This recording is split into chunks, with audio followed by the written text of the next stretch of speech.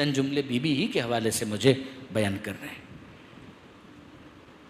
क्या खदीजा ताहिरा की यादगार के साथ यही होना चाहिए था? क्या मोहम्मद मुस्तफ़ा की यादगार के साथ यही होना चाहिए था? क्या ज़ौजाए अबू तुराब के साथ यही होना चाहिए था? क्या अबू तालिब की बहू के साथ, फातिमा बिनते असद की बहू के साथ यही होना चाहिए था? ये सारे हवाले अलग अलग तशरीह तलब हैं। पैगंबर अकरम की निस्बत सबसे ज्यादा रोशन है।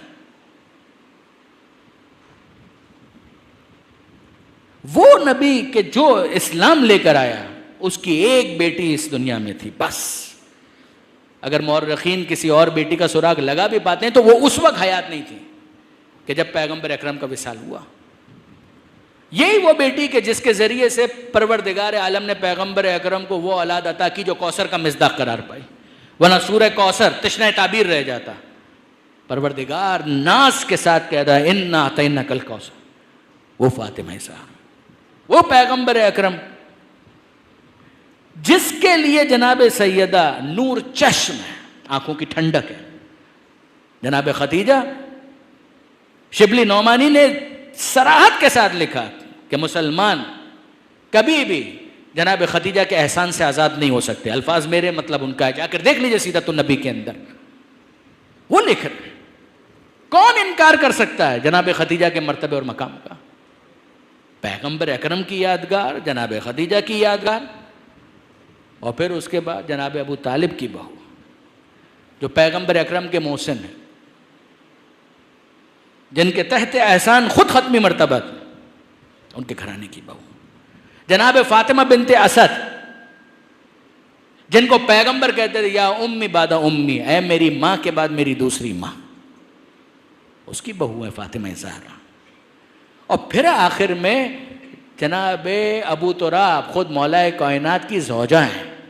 वो फिदक जो छीन लिया गया, कोई कभी सोचे तो सही, वो फिदक मिल नहीं सकता था अगर खैबर फतह ना होता। ये खैबर का माल गनीमत था कि जिसके बाद मुसलमानों को पेट भरकर खजूर खाना नसीब हुई है।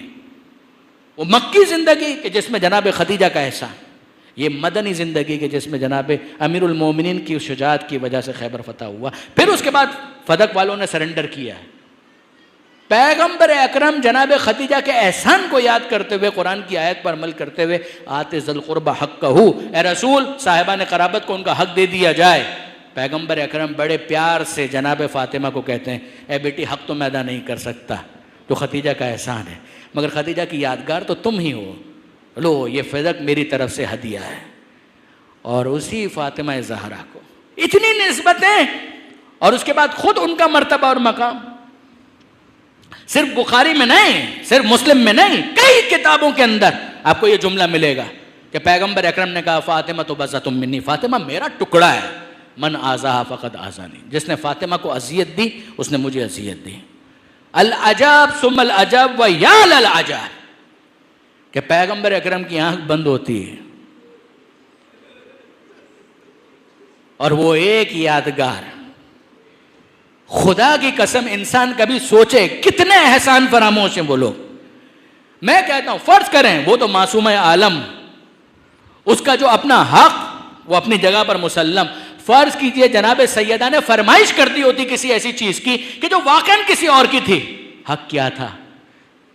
यानी मुझे ये कहने की इजाजत दीजिए, खदीजा के टुकड़ों पर जिन्होंने अपनी जिंदगियां गुजारी हैं वो इतने एहसान फरामोश हो गए।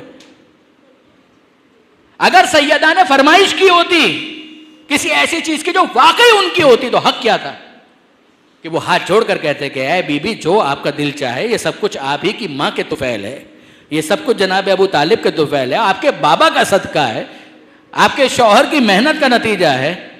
परवरदिगार आलम ने जब इनको वसीला करार दिया, ऐ बीबी जो आप चाहें ले लीजिए, मगर अजीब है फातिमा ज़हरा को सुनना पड़ा इतने एहसानात, इतनी निस्बतें इस मकाम के बाद। जब फातिमा ज़हरा जो कि नबी का टुकड़ा है, जब उसको झूठा कहा गया तो ये फातिमा ज़हरा को झूठा कहा गया है, या ये तकज़ीब खुद पैगंबर अकरम की हो रही है? अल्लाह के रसूल आप कहते रहिए कि आपका टुकड़ा है, हम इसको भी झुटलाते हैं, आपको भी झुटलाते हैं माज़अल्लाह। वो नबी जिसको काफिर सादिक और अमीन कहते थे, उसके टुकड़े फातिमा ज़हरा को तकजीब का सामना है। खुदा की कसम, अगर इंसान तन्हाई में कभी इस बात पर गौर करे तो बेला शक और शुबा बेख्तियार उसकी आंखों से आंसू जारी हो जाए कि क्या कयामत का मंजर होगा जब फातिमा ज़हरा को यह सुनना पड़ा। और ज़हरा आंसू बहाते हुए दरबार से वापस घर में आई।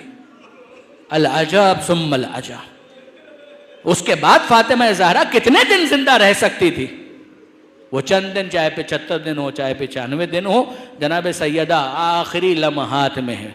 वसीयत करती हैं अबुल हसन को, हाथ पकड़कर कहती हैं, ए अबुल हसन, मैं तो इस दुनिया से जा रही हूँ, मेरे बच्चों से होशियार रहिएगा, मेरे बच्चों का ख्याल रखिएगा।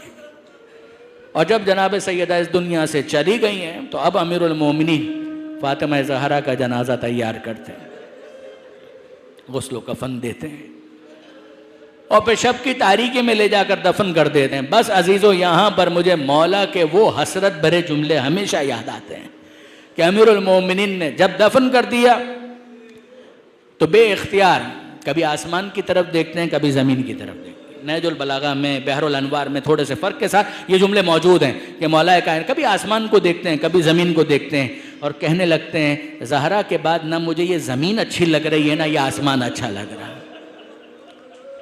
अब मेरी बाकी ज़िंदगी गिरिया करते हुए, तड़पते हुए गुजरेगी।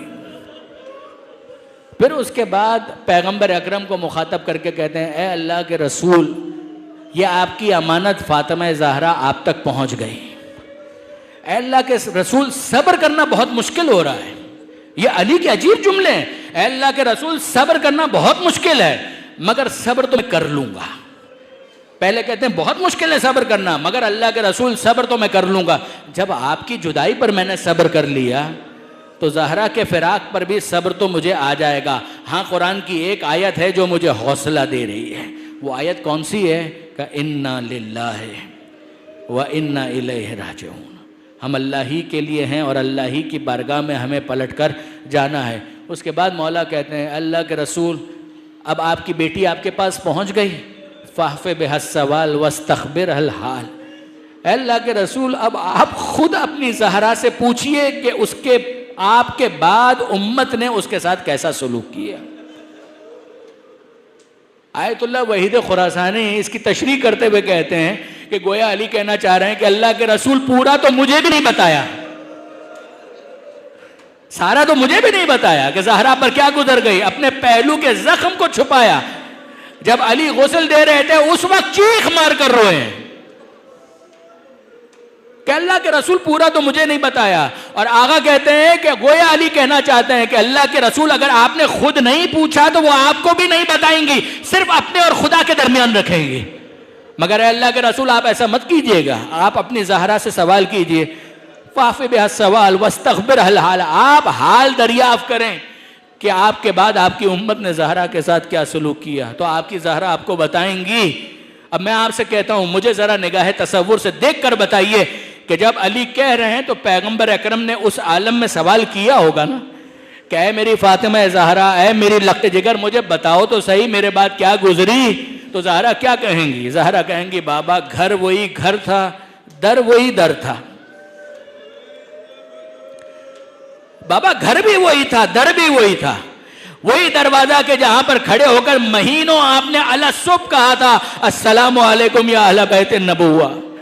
और फिर आया ततहीर की आप तिलावत किया करते थे, इन्नमा युरिदुल्लाहु लियुज़हिबा अन्कुम अर्रिज्सा अहलल बैत। ऐ अल्लाह के रसूल, ऐ मेरे बाबा, जिस दरवाजे पर खड़े रहकर आप आए ततहीर पढ़ा करते थे, मैं तो इंतजार ही करती रह गई कि अभी कोई आएगा, दिलासा देगा, कोई हमदर्दी के दो बोल बोलेगा, कोई कहेगा नबी की बेटी, बाबा का साया सर से उठ गया, हम खादिम मौजूद हैं, बीबी कोई काम हो तो बताइएगा। अजीजों, तसल्ली देने का यही तरीका है ना।